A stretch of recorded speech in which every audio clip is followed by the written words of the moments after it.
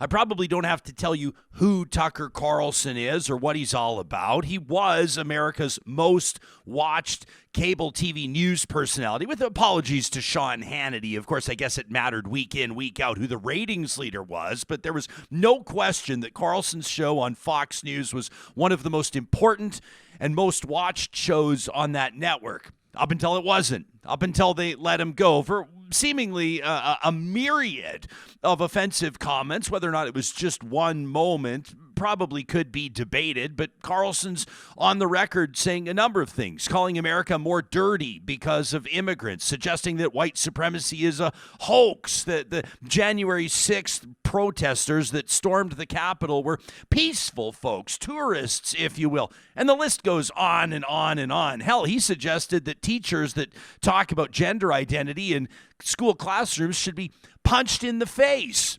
Alberta's premier says that she's willing to talk to a number of different people. Her office telling reporters that, of course, she doesn't agree with everybody she talks to. So what gives? Danielle Smith can do whatever she likes. The question really is this a good thing for her to be doing as premier? She's paid by the public purse. She's not just an average individual like the rest of us on the show.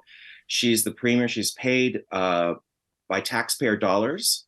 And for her to be cozying up to somebody like Tucker Carlson, who has you already went through a number of his opinions, discussed some of the things he's discussed.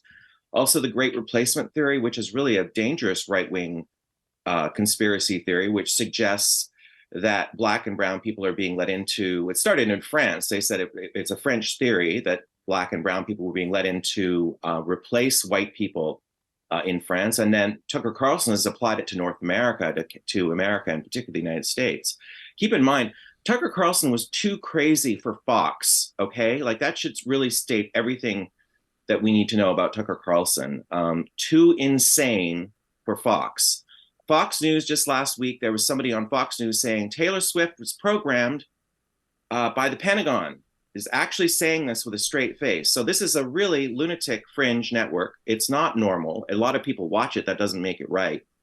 Now, you can say, well, we should just let people enjoy talking to people with different opinions. And I am, frankly, kind of happy that she's getting on stage, because it just makes her look like more of a buffoon, frankly. Matthew started his article saying that the justification Danielle had given for going on Tucker's show was that people in America didn't know how much oil and gas that we have in Alberta.